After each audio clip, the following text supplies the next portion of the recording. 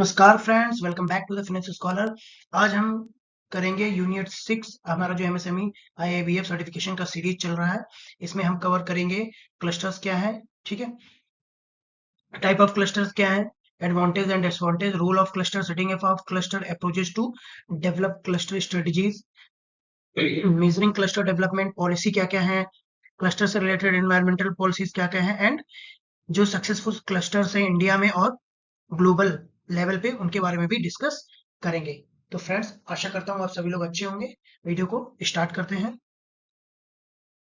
तो friends, what are MSME cluster? MSME cluster are geographically concentrated group of micro small medium enterprises that produce similar और complementary products और service. Simply क्या होता है कि जब सेम टाइप ऑफ वर्क कर रही होती है कई सारे एमएसएमई एंटरप्राइजेस, तो क्या होता है उनका एक एक ग्रुप टाइप का एरिया क्रिएट कर दिया जाता है जहाँ पे सेम टाइम के क्लस्टर सेम टाइप की कंपनीज रहती हैं। जैसे कि बात करें कि अगर कोई ऑटोमोबाइल कंपनी है तो उससे रिलेटेड जो भी पार्ट्स बनाने वाली कंपनीज है वो सारी एक ही जगह पे कर देंगे। तो एक तरह का एक एनवायरनमेंट क्रिएट कर दिया जाता है ताकि जो भी चीजें हों उनको वो आपस में रिसोर्स शेयर कर सके, इंफ्रास्ट्रक्चर और टेक्नोलॉजी जो भी है वो शेयर कर सके, और मार्केट में क्या क्या कंपटीटिवनेस है उसके अकॉर्डिंग वो प्रोडक्ट को डेवलप कर सकें। ठीक है, तो ये होता है एमएसएमई क्लस्टर का की बात। अब बात करते हैं कैरेक्टरिस्टिक की। तो सबसे पहला है जियोग्राफिकल कंसंट्रेशन होता है, ठीक है। और जहां पे भी क्लस्टर होगा वहां पे क्या होगा, उस क्लस्टर में जो भी इंडस्ट्रीज या प्रोडक्ट बनेंगे वो एक तरह से एक दूसरे से कॉपरेट करेंगे और कॉमन इंडस्ट्री होगी वहां पे। जैसे अगर बात करें किस तरह के क्लस्टर होते हैं, जैसे टेक्सटाइल क्लस्टर हो गया, आपका लेदर क्लस्टर हो गया, ऑटो कंपोनेंट का क्लस्टर हो गया। आगे मैं बताऊंगा कि कहाँ कहाँ पे इस तरह के क्लस्टर हैं अपने इंडिया में। नेक्स्ट है शेयर्ड इंफ्रास्ट्रक्चर एंड सर्विसेज, ठीक है। तो क्या करते हैं, जो भी कंपनीज होती हैं वो रॉ मटेरियल्स को शेयर करती हैं, जो स्किल्ड लेबर होते हैं उनको शेयर करती है, ट्रेनिंग सेंटर वहां पे कॉमन होते हैं जो सारी कंपनीज के लेबर्स को स्किल्स प्रोवाइड करते हैं, स्किल से रिलेटेड ट्रेनिंग प्रोवाइड करते हैं, और फाइनेंशियल सर्विस भी प्रोवाइड करते हैं। फोर्थ है इंटरडिपेंडेंस, ठीक है। तो उस केस में क्या होता है कि जो भी इंटरप्राइज होती है वो सप्लाई चेन इफिशिएंसी और स्किल डेवलपमेंट और इनोवेशन के लिए वो आपस में कोलैबोरेट करती हैं, उसको बोलते हैं इंटरडिपेंडेंस, ठीक है। और अगर हम गवर्नमेंट एंड इंस्टीट्यूशनल सपोर्ट की बात करें तो गवर्नमेंट भी टाइम टाइम पे पॉलिसीज लाती रहती है इन सारे क्लस्टर को सपोर्ट करने के लिए, ताकि जो भी वहां से प्रोडक्ट निकले उसको बेटर क्वालिटी और बेटर जो है ग्लोबल स्टैंडर्ड के तौर पे बनाया जा सके, ठीक है, और कॉम्पिटिटिवनेस उसकी इंक्रीज की जा सके। तो अगर हम टाइप ऑफ क्लस्टर्स की फ्रेंड्स बात करें एमएसएमई क्लस्टर्स की, तो सबसे पहला है इंडस्ट्रियल क्लस्टर। इंडस्ट्रियल क्लस्टर में क्या होता है कि मेन फोकस होता है मैन्युफैक्चरिंग पे। जैसे आपका टेक्सटाइल क्लस्टर जो कि त्रिपुर तमिलनाडु में है। ऐसे ही हैंडीक्राफ्ट एंड आर्टिशन क्लस्टर की बात करें तो ये क्राफ्ट बेस्ड क्लस्टर होता है, जो कि जैसे अगर बनारसी साड़ी आपने देखा होगा कि बहुत सारे फेमस है बनारस की, जो कि यूपी में है, ठीक है। थर्ड है service based cluster. Service based cluster की बात करें तो जहाँ पे सर्विसेज प्रोवाइड करने का काम होता है, जैसे आईटी सर्विसेज हो गई, टूरिज्म हो गई, है ना, अदर सर्विस सेक्टर। तो अगर उनमें एग्जांपल की बात करें तो आपका आईटी पार्क हो गया बेंगलोर में, ठीक है, बहुत सारे और अगर आपका ये बात कर ले हैदराबाद में, है ना, तो आईटी सिटी हैदराबाद में हो गया। तो ऐसे क्लस्टर क्रिएट किए जाते हैं। एग्रीकल्चर क्लस्टर की बात करें तो फूड प्रोसेसिंग, डेयरी और एग्रो प्रोडक्ट से रिलेटेड जो क्लस्टर होते हैं वो एग्री बिजनेस क्लस्टर होते हैं, ठीक है। जैसे बात की जाए तो पंजाब जो डेयरी फार्मिंग के जो क्लस्टर हैं वो agriculture cluster, agri business cluster के अंडर में आते हैं। अब अगर बात करें कुछ एग्जांपल्स की, तो जैसे त्रिपुर टेक्सटाइल क्लस्टर है, ये आपका तमिलनाडु में है, निट वेयर और गारमेंट के लिए फेमस है ये। ऐसे ही आपका मुरादाबाद में जो ब्रास वेयर क्लस्टर है उत्तर प्रदेश में, ये है मेटल हैंडीक्राफ्ट के लिए फेमस है। ऐसे ही सूरत डायमंड कटिंग क्लस्टर, जहाँ पे डायमंड की कटिंग होती है, गुजरात में है, ये डायमंड प्रोसेसिंग के लिए फेमस है। ऐसे ही लुधियाना होजरी क्लस्टर, ये वूलन गारमेंट के लिए फेमस है। नेक्स्ट फ्रेंड्स, चैनल को ज्यादा से ज्यादा सब्सक्राइब करिए और वीडियो को लाइक करिए ताकि ये वीडियो और लोगों तक भी पहुंचे। बेनिफिट्स ऑफ एमएसएमई क्लस्टर की बात करें तो पहली चीज तो जब एक ही जगह पे एक टाइप की इंडस्ट्रीज रहेंगी, रॉ मटेरियल भी सबको शेयर्ड मिलेगा, तो कॉस्ट रिडक्शन होगा, ठीक है, जब बल्क में रॉ मटेरियल परचेज होगा। स्किल डेवलपमेंट भी होगा क्योंकि शेयर ट्रेनिंग प्रोग्राम होंगे। टेक्नोलॉजी अपग्रेडेशन होगा क्योंकि ज्वाइंट रिसर्च होंगे और डेवलपमेंट होगा। और बेटर मार्केट मार्केट एक्सेस होगा क्योंकि एक ही जगह जब क्लस्टर होंगे तो उससे रिलेटेड प्रोडक्ट्स को ग्लोबली और डोमेस्टिकली उसको पहुंचाना it is very comfortable and easy. Financial support की बात करें तो जो भी बैंक्स और फाइनेंशियल इंस्टीट्यूशन होंगे वो एमएसएमई जहां पे क्लस्टर्स होते हैं उनको प्रेफर करते हैं फंड करना। गवर्नमेंट सपोर्ट के फ्रेंड्स बात करते हैं एमएसएमई क्लस्टर में। तो गवर्नमेंट कई सारे प्रोग्राम्स लाती रहती है जिनके थ्रू वो एमएसएमई क्लस्टर्स को सपोर्ट करती है। उन्हीं में से प्रोग्राम है MSME MSE CDP, micro and small enterprise cluster development programme. ठीक है, इसका काम क्या होता है कि ये एमएसएमई को इंफ्रास्ट्रक्चर, स्किल डेवलपमेंट और टेक्नोलॉजी अडॉप्शन से रिलेटेड चीजों में हेल्प करता है। नेक्स्ट अब बात करते हैं स्फूर्ति की। फ्रेंड्स, ये एब्रीविएशन पूछ लिए जाते हैं, तो आप एब्रीविएशन भी ध्यान रखिएगा। तो स्फूर्ति क्या है? Scheme of fund for regeneration of traditional industries. इसका काम क्या होता है? जो भी हैंडीक्राफ्ट और क्वायर से रिलेटेड इंडस्ट्रीज होती हैं, उनको सपोर्ट करने का काम करती है ये स्कीम। नेक्स्ट बात करें credit linked capital subsidy scheme, CLCSS। इसका काम क्या होता है? जो भी फिनेंशियल एड देनी होती है टेक्नोलॉजी अपग्रेड करने के लिए, अगर एमएसएमई चाहते हैं हेल्प फाइनेंशियल, तो इस स्कीम के थ्रू उनको दी जाती है। नेक्स्ट बात करते हैं जेड, GED, जिसको बोलते हैं zero defect and zero effect certification. इसका काम क्या होता है? ये सर्टिफिकेशन ये इंश्योर करता है कि जो प्रोडक्ट प्रोड्यूस किया गया है वो ग्लोबल स्टैंडर्ड को मीट करता है और बेटर क्वालिटी का है, तो encourage quality improvement in clusters. आगे मूव करते हैं। अगर चैलेंजेस की बात करें फ्रेंड्स, तो चैलेंजेस एमएसएमई के लिए सबसे पहला चैलेंज है कि lack of modern technology adoption, limited access to financing. Infrastructure में बॉटल नेक्स हैं बहुत सारे ना, उतना इंप्रूव नहीं है इंफ्रास्ट्रक्चर, और ग्लोबल प्लेयर से भी कंपटीशन है। जो बड़ी बड़ी इंडस्ट्रीज हैं उनके सामने अपने प्रोडक्ट को कैसे लाना है कॉस्ट इफेक्टिव तरीके से, बेटर क्वालिटी से, दैट इज वेरी चैलेंजिंग। अब अगर बात करें कि ऑब्जेक्टिव क्या है क्लस्टर डेवलपमेंट अप्रोच के, तो ऑब्जेक्टिव क्या है? इनहेंस कॉम्पिटिटिवनेस को इनहेंस करना, ताकि उनकी क्वालिटी इंप्रूव हो, कॉस्ट कम रहे, और नई टेक्नोलॉजी को अडॉप्ट करें। और कोलैबोरेशन, आपस में कोलैबोरेशन को इनकरेज करना, ताकि नॉलेज शेयरिंग हो और जॉइंट इनिशिएटिव के साथ प्रोडक्ट को डेवलप किया जाए। इंक्रीज एक्सेस टू फाइनेंस, ताकि क्रेडिट, सब्सिडी या इन्वेस्टमेंट से रिलेटेड जो भी चीजें उनका इजिली एक्सेसिबल हो। इंफ्रास्ट्रक्चर इंप्रूवमेंट की बात करें तो develop better roads, power supply and industrial parks, और बूस्ट एम्प्लॉयमेंट। ठीक है, तो ये सारा बूस्ट एम्प्लॉयमेंट का मतलब कि जो भी एमएसएमई क्लस्टर या जो भी एमएसएमई ओपन हो या जो भी उनका ग्रोथ हो, उससे जॉब्स भी जनरेट हो। तो ये ऑब्जेक्टिव्स हैं आपका जो भी क्लस्टर डेवलपमेंट अप्रोच होता है। आगे मूव करते हैं फ्रेंड्स। क्लस्टर डेवलपमेंट अप्रोच की अगर हम बात करें, तो क्लस्टर डेवलपमेंट अप्रोच, जैसा कि मैंने बताया कि ये कॉम्पिटिटिवनेस, प्रोडक्टिविटी और सस्टेनेबिलिटी, इन सारी चीजों को इंप्रूव करने का एक स्ट्रेटजी है। ठीक है, जिससे क्या हो कि एक जियोग्राफिकली कंसंट्रेटेड ग्रुप हो जाए उन सारी इंडस्ट्रीज का जो कि एक तरह का बिजनेस करती हैं एक एरिया में, उनको स्थापित कर दिया जाए, ताकि उनको जो भी चीजें कोलैबोरेट करनी हो उनको परेशानी ना हो। ठीक है, तो शेयर्ड इंफ्रास्ट्रक्चर हो, स्किल डेवलपमेंट हो, टेक्नोलॉजी अपग्रेडिंग हो, मार्केट एक्सेस हो ना, ये सारा हो गया इसका पार्ट।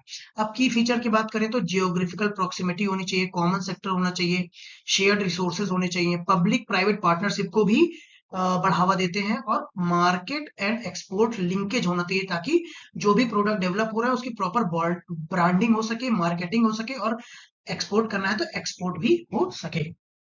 आगे मूव करते हैं। प्रोसेस ऑफ क्लस्टर सिलेक्शन की अगर बात करें, तो सबसे पहले क्या होता है? प्रिलिमिनरी सर्वे होता है, आइडेंटिफाई किया जाता है, प्रॉपर मैपिंग होती है जो भी पोटेंशियल क्लस्टर बेस्ड इंडस्ट्री होती है, कि भाई ये एरिया है, यहाँ पे पहले एक उसका पूरा एक तरह से सर्वे होता है। ठीक है, कि ये एरिया सही है या नहीं, फिर डेटा कलेक्ट किया जाता है, फिर क्या होता है? सेकंड होता है स्क्रीनिंग एंड शॉर्ट लिस्टिंग। फिर अलग अलग जगह का जब सर्वे हो गया, उनमें से ये स्क्रीनिंग की जाती है, शॉर्ट लिस्टिंग की जाती है कि कौन सा एरिया क्लस्टर डेवलपमेंट के लिए बेस्ट होगा। तो सेकंड पार्ट हो गया screening and short listing. Third part की बात करें तो डायग्नोस्टिक स्टडी। इसमें क्या करते हैं कि डेप्थ एनालिसिस किए जाते हैं, जो भी क्लस्टर सिलेक्ट किए गए हैं उनकी क्या क्या स्ट्रेंथ है, क्या वीकनेस हो सकती है, क्या वहां पे अपॉर्चुनिटीज है, और क्या क्या वहां पे थ्रेट्स हो सकती हैं जिनसे उनको खतरा है। ठीक है, और जो भी चैलेंजेस हैं, जो जो भी फाइनेंस से रिलेटेड हो, या टेक्नोलॉजिकल गैप हो, या फिर मार्केट से क्या क्या एक्सेस में लिमिटेशंस है, वो सारी चीजों को प्रॉपर डायग्नोस करके एक स्टडी किया जाता है। फिर लास्ट में आता है final selection and action plan. फिर इसमें से जो मोस्ट प्रॉमिसिंग क्लस्टर होगा उसको फाइनलाइज कर दिया जाता है, और एक स्ट्रक्चर्ड डेवलपमेंट प्लान क्रिएट किया जाता है, और जो उसका डेवलपमेंट होता है वो प्रॉपर स्टार्ट कर दिया जाता है। आगे मूव करते हैं। Government initiative supporting cluster development programme. तो फ्रेंड्स ये ऑलरेडी कवर कर दिया है, ठीक है, जेड क्रेडिट लिंक्ड सब्सिडी और स्फूर्ति एंड ये सब गवर्नमेंट के प्रोग्राम है। आगे मूव करते हैं। एग्जाम्पल ऑफ सक्सेसफुल क्लस्टरिंग की बात करें तो लुधियाना में है, सूरत में है, मुरादाबाद में है, त्रिपुर में है। चैलेंजेस में lack of coordination, technological gap, financial constraint, market competition, infrastructure issues. आगे मूव करते हैं। अब बात करते हैं कैटेगराइजेशन ऑफ क्लस्टर डेवलपमेंट।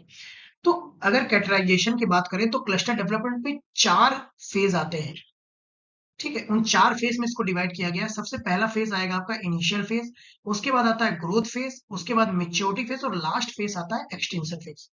तो पहले फेज की बात करते हैं जो कि है इनिशियल फेज। इस फेज में क्या होता है, एक तरह से जो क्लस्टर होता है वो इंट्रोड्यूस होता है, ग्रोथ स्लो होती है, प्रोडक्शन और डिमांड में बहुत ज्यादा स्लो ग्रोथ होती है, मतलब ज्यादा प्रोडक्शन भी नहीं ये लोग करते और डिमांड भी कम होती है। तो उसकी वजह से क्या होता है कि जो इन्वेस्टमेंट होता है वो ज्यादा हाई होता है, यानी कॉस्ट बहुत ज्यादा लगती है, ठीक है, टेक्नोलॉजी, इंफ्रास्ट्रक्चर और लेबर में। लिमिटेड कंपटीशन होता है क्योंकि इंडस्ट्री भी न्यू होती है और इनको गवर्नमेंट का सपोर्ट चाहिए होता है, सब्सिडीज चाहिए होती है, रिसर्च के लिए फंडिंग चाहिए होती है, ठीक है, और market awareness and customer base ये भी सब डेवलप हो रहे होते हैं। जैसे अगर एग्जांपल की बात करें तो जो आपका फ्लोरिकल्चर क्लस्टर है बेंगलुरु में, वो आपका इनिशियल फेज में, ठीक है। जैसे वहां पे green house setting up green houses, irrigation and cold storage, ठीक है, इन सब के लिए हाई कॉस्ट लगती है। अब बात करते हैं इनिशियल फेज में जो क्लस्टर है उनके बारे में। तो जैसे नेचुरल क्लस्टर की बात करें जो कि इनिशियल फेज में, तो किशनगढ़ राजस्थान में है जो कि मार्बल कटिंग क्लस्टर है। डिमांड बेस्ड क्लस्टर की बात करें तो इंदौर मुंबई में है, रेडीमेड गारमेंट। इंड्यूस्ड क्लस्टर की बात करें तो गुड़गांव में है। ऑटोमोबाइल कंपोनेंट जो कि अपना मारुति उद्योग लिमिटेड का है। दूसरा इंड्यूस्ड क्लस्टर एक और है जो कि आपका वडोदरा में है, जो कि आपका रिलायंस का है। पेट्रोकेमिकल इंडस्ट्री जो भी है वहां पे पूरी सेटअप है, ठीक है। आगे मूव करते हैं, ग्रोथ फेज में आते हैं। तो ग्रोथ फेज में क्या होता है कि जो इंडस्ट्री है उनका एक्सपेंशन बहुत तेजी के साथ होता है, ठीक है। नई फर्म्स जो है वो मार्केट में इंटर करती हैं तो कंपटीशन भी बढ़ जाता है और टेक्नोलॉजी इनोवेशन और एफिशिएंसी भी बढ़ती है, क्योंकि कंपटीशन बढ़ेगा, मार्केट में डिमांड भी काफी बढ़ जाती है और जो स्केल होता है, स्केल ऑफ प्रोडक्ट डेवलपमेंट वो भी बढ़ जाता है, ठीक है। और प्राइस क्या होता है वो कम होना स्टार्ट हो जाता है, प्रोडक्ट मोर एफिशिएंट हो जाता है और प्राइस जो है वो थोड़ा सा डिक्लाइन होता है।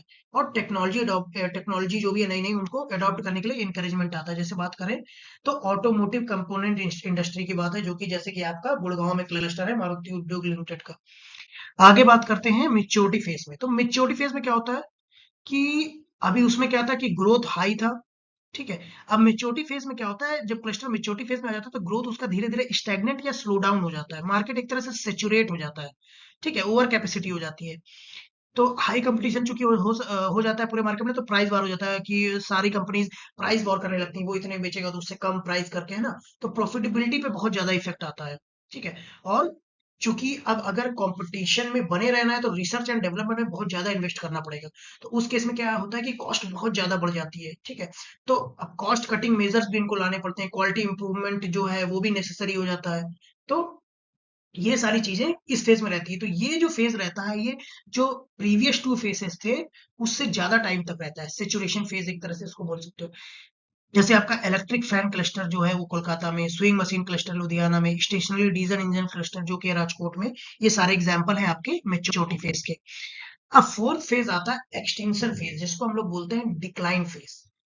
इस फेज में क्या होता है कि जो मार्केट में डिमांड होता है प्रोडक्ट का वो धीरे धीरे डिक्लाइन होने लगता है, नई नई टेक्नोलॉजीज आ जाती हैं, है ना, कस्टमर का प्रेफरेंस चेंज हो जाता है, कॉस्ट भी लेबर की इंक्रीज हो जाती है, टेक्नोलॉजी की वजह से लेबर की रिक्वायरमेंट भी कम होती जाती है। तो सारी चीजें और प्रोडक्ट उतना कॉम्पिटिटिव नहीं रह जाता है न्यू प्रोडक्ट के आने की वजह से, ठीक है। तो धीरे धीरे क्या होता है वो इंडस्ट्री एक्सटेंशन फेज में आने लगती है। जैसे कि अगर बात करें कुछ गवर्नमेंट पॉलिसीज भी हैं, एनवायरमेंटल रेगुलेशंस भी हैं, उनकी वजह से भी इंडस्ट्री डिक्लाइन मोड में आ सकती है, डिक्लाइन फेज में। जैसे बात करें शॉडी यार्न क्लस्टर, ठीक है, इसमें क्या होता था, ये लोग रिसाइकल्ड वूल जो है उसको बनाते थे। उसको क्या है कि इटली में क्या हुआ, प्लेटो में उसकी डिमांड धीरे धीरे खत्म हो गई क्योंकि न्यू टेक्नोलॉजी आ गई। तो क्या हुआ, उसको शिफ्ट कर दिया गया पानीपत इंडिया में, ठीक है। यहाँ पे चीप लेबर भी था, स्किल्ड वर्कफोर्स था और यहाँ पे टेक्सटाइल की डिमांड भी थी। आगे मूव करते हैं। अब बात करते हैं micro and small enterprise cluster development programme के बारे में, एमएससी सीडीपी के बारे में अगर बात करें तो ये इनिशिएटिव जो है वो है एमएसएमई, जो एमएसएमई मिनिस्ट्री है गवर्नमेंट ऑफ इंडिया की, उसका ये इनिशिएटिव है जिसका मेन एम है कि कैसे जो एमएसएमई इंटरप्राइजेज हैं उनके प्रोडक्ट की कम्पिटिटिवनेस और क्वालिटी को इम्प्रूव करने के लिए बेटर से बेटर प्रोग्राम लाए जा सके और उसको कैसे इम्प्रूव किया जाए। तो वही सेम चीज यहाँ पे भी है, objectives enhance competitiveness, technology upgradation, market development, skill development and common facility and infrastructure. ठीक है। अब सस्टेनेबिलिटी एंड सेल्फ रिलायंस की बात करें तो सस्टेनेबिलिटी एंड सेल्फ रिलायंस का मतलब है कि जो भी इंडस्ट्री है वो लॉन्ग टर्म के लिए वो क्लस्टर जो होगा वो सस्टेनेबल हो। ऐसा ना हो कि कुछ दिन के लिए चले और इसके बाद वो एक तरह से डिक्लाइन फेज में आ जाए, ऐसा ना हो। वो सेचुरेशन फेज में रहे, मेच्योरिटी फेज में रहे, बहुत लॉन्ग टर्म के लिए। ठीक है। तो ऐसा प्रयास गवर्नमेंट अपनी पॉलिसी के थ्रू करती है। अब बात करते हैं कंपोनेंट ऑफ एमएससी सीडीपी की। तो कंपोनेंट में आता है सॉफ्ट इंटरवेंशन। सॉफ्ट इंटरवेंशन क्या होता है? इसमें करते हैं ट्रेनिंग अवेयरनेस प्रोग्राम होते हैं, capacity building, skill development, market reach, इस तरह के प्रोग्राम होते हैं। हार्ड इंटरवेंशन मतलब कि कॉमन फैसिलिटी सेंटर खोले जाते हैं, technology upgradation and testing lab खोली जाती हैं। इंफ्रास्ट्रक्चर डेवलपमेंट कंपोनेंट की बात करें तो industrial estate, cluster specific infrastructure, power supply, water, road, ये सारी चीजें इंफ्रास्ट्रक्चर डेवलपमेंट कंपोनेंट से रिलेटेड है। अब बात करते हैं क्रेडिट एंड फाइनेंशियल सपोर्ट। तो इस केस में जो भी फाइनेंशियल असिस्टेंट की जरूरत होती है वो फैसिलिटेट कराया जाता है through bank and government scheme. Friends, channel को सब्सक्राइब जरूर करिएगा, वीडियो को लाइक करिएगा। आप लोग बहुत वीडियो पसंद कर रहे हैं, इसके लिए आप सबका धन्यवाद। मेरे जो भी सब्सक्राइबर हैं मैं उसको उन सभी को दिल से धन्यवाद करता हूँ। आप लोगों का प्यार जो मुझे मिला है उसके लिए मैं तहे दिल से धन्यवाद करता हूँ। आगे बढ़ते हैं। अब बात करते हैं funding pattern under MSME CD. तो एमएससी सीडीपी का फंडिंग पैटर्न क्या है कि सॉफ्ट इंटरवेंशन यानी कि जो आपका स्किल डेवलपमेंट ट्रेनिंग प्रोग्राम के लिए जो रहेगा वो रहेगा आपका 10 लाख पर क्लस्टर, 100% जो है उसमें फंडिंग गवर्नमेंट करेगी। अब बात करें अगर कॉमन फैसिलिटी सेक्टर की, तो उस केस में 70% जो है वो गवर्नमेंट करेगी, जो भी आपका प्रोजेक्ट कॉस्ट होगा, मैक्सिमम अप टू 20 करोड़। और अगर नॉर्थ ईस्टर्न स्टेट या हिल स्टेट वुमेन या एससी एसटी एंटरप्रेन्योर की बात करें तो यहाँ पे हो जाएगा आपका 90%। इंफ्रास्ट्रक्चर डेवलपमेंट की बात करें तो इस केस में 60% जो कॉस्ट है वो गवर्नमेंट फंड करेगी, मैक्सिमम अप टू 10 करोड़। और अगर बात करें यहीं पे नॉर्थ ईस्टर्न या हिली रीजन की तो यही 60% हो जाएगा 80%। ठीक है। अब total estimated time for cluster development की बात करें तो मिनिमम ड्यूरेशन जो होना चाहिए वो 3 साल है और मैक्सिमम ड्यूरेशन होना चाहिए 5 साल।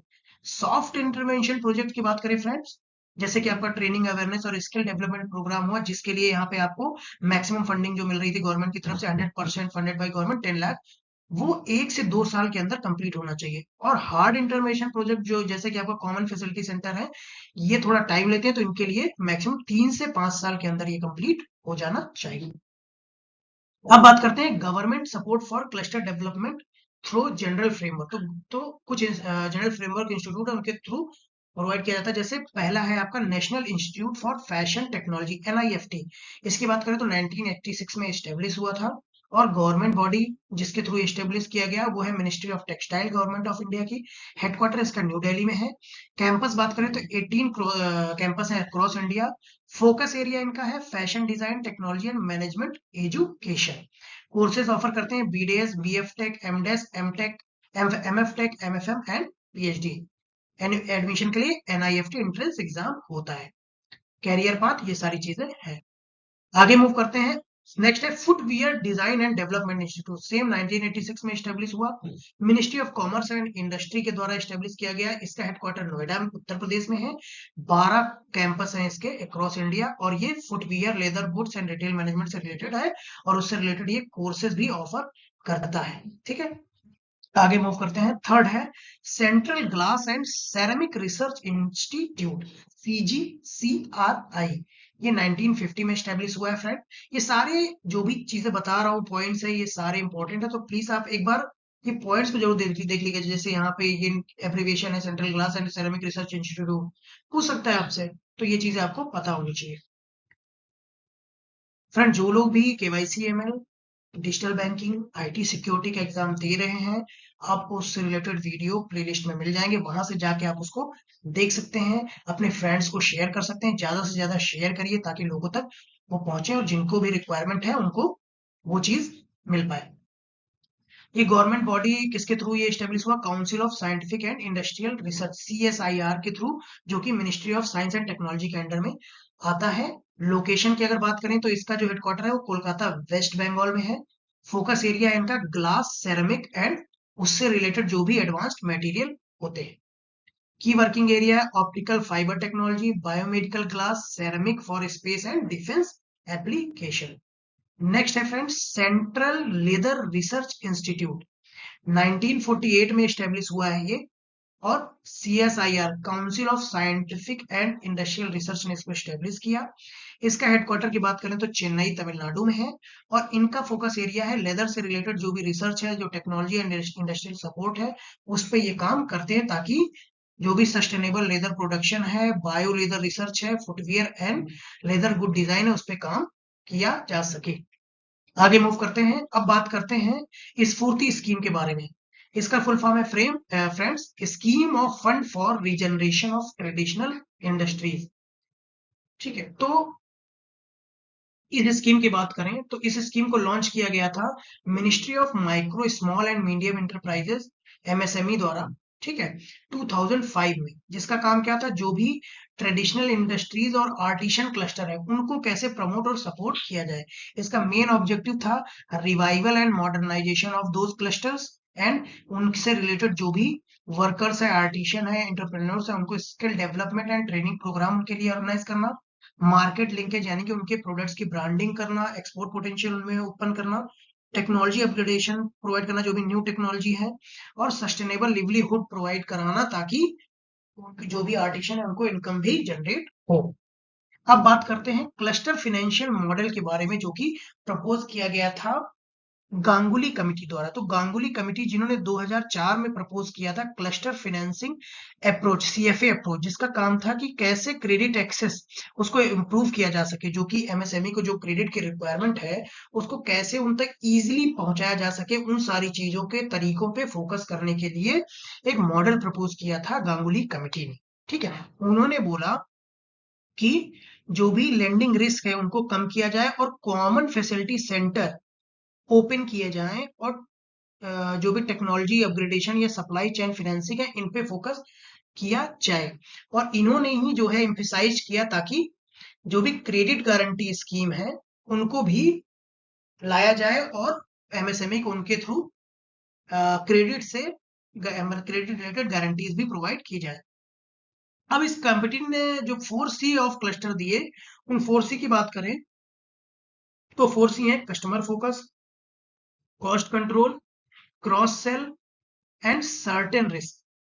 कस्टमर फोकस क्या है? वो MSME जो भी कस्टमर जो भी प्रोडक्ट डेवलप कर रहा है वो कस्टमर के अकॉर्डिंग हो, कस्टमर फ्रेंडली हो, जो कस्टमर चाहता है। ठीक है, कॉस्ट कंट्रोल मतलब कि उसमें टेक्नोलॉजी का यूज किया जाए ताकि ऑपरेशनल कॉस्ट जो कम हो, शेयर्ड इंफ्रास्ट्रक्चर का यूज किया जाए ताकि उससे भी कॉस्ट कटिंग हो, और कलेक्टिव फाइनेंसिंग की जाए, ये सारी चीजें, और क्रॉस सेल किया जाए ताकि जो प्रोडक्ट आप डेवलप कर रहे हो उससे रिलेटेड अदर प्रोडक्ट्स को भी क्रॉस सेल किया जाए।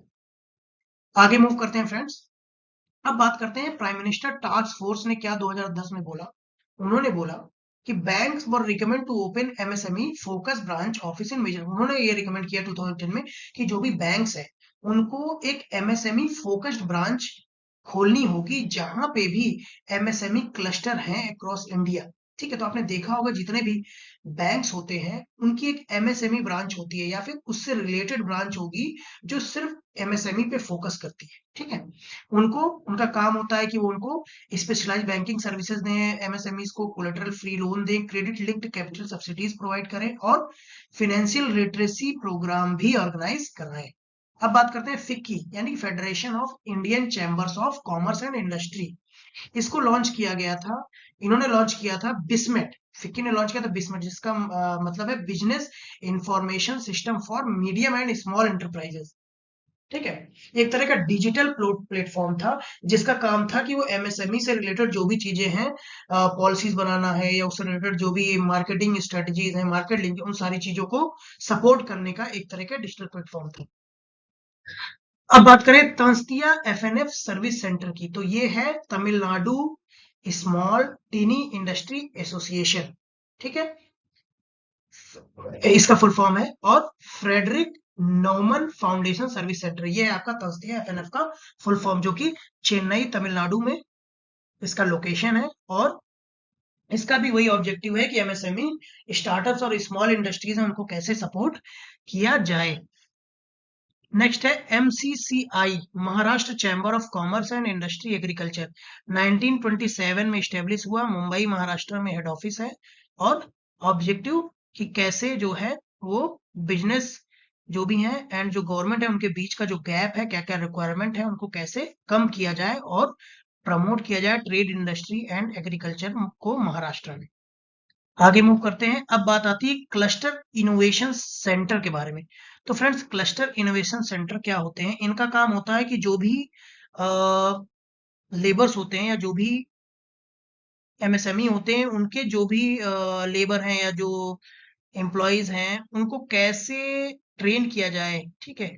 और जो उसके ओनर्स हैं, उसको चला रहे हैं, उनको कैसे एंटरप्रेन्योरशिप की ट्रेनिंग कराई जाए और उनके प्रोडक्ट्स के लिए कैसे रिसर्च और डेवलपमेंट किए जाए, उसके लिए उसको एकेडमी, इंडस्ट्री और लोकल क्लस्टर से ज्वाइन किया जाए।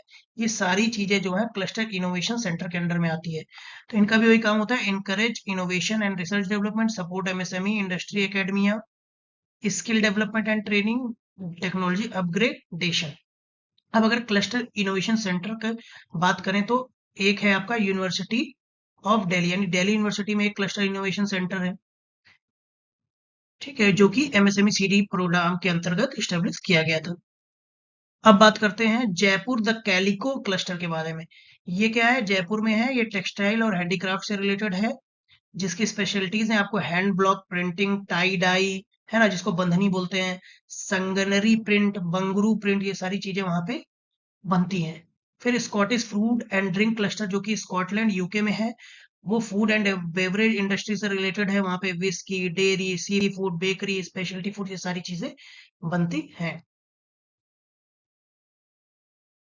बात करते हैं द कैम्ब्रिज नेटवर्क के बारे में, जो कि यूके में इसका साइंस, टेक्नोलॉजी एंड इनोवेशन में फोकस है, ठीक है। वहां पे बायोटेक्नोलॉजी, आर्टिफिशियल इंटेलिजेंस, इंजीनियरिंग और फार्मास्यूटिकल से रिलेटेड की सेक्टर है, जिनमें फोकस किया जाता है। और सपोर्ट कौन करता है? University of Cambridge, Cambridge science park, innovate UK, ये सारी चीजें हैं।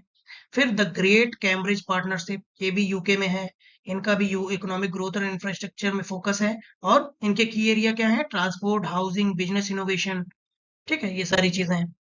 तो ये सारे देख लीजिएगा, एब्रीविएशन ज्यादा जरूरी है, पूछ लेता है वो कि ये क्लस्टर कहाँ पे है करके, तो वो देख लीजिएगा। बाकी मोस्टली जो भी होते हैं वो क्वेश्चंस थोड़े लॉन्ग रहते हैं, बट वे बहुत इजी रहते हैं, बहुत टफ क्वेश्चंस नहीं आते हैं। South east England development agency, SEEDA UK, इसका फोकस होता है रीजनल इकोनॉमिक डेवलपमेंट में, जिसमें manufacturing, high tech industry, renewable energy, transport, इससे रिलेटेड होता है। Support UK government, EU regional development funds, ये सब होता है।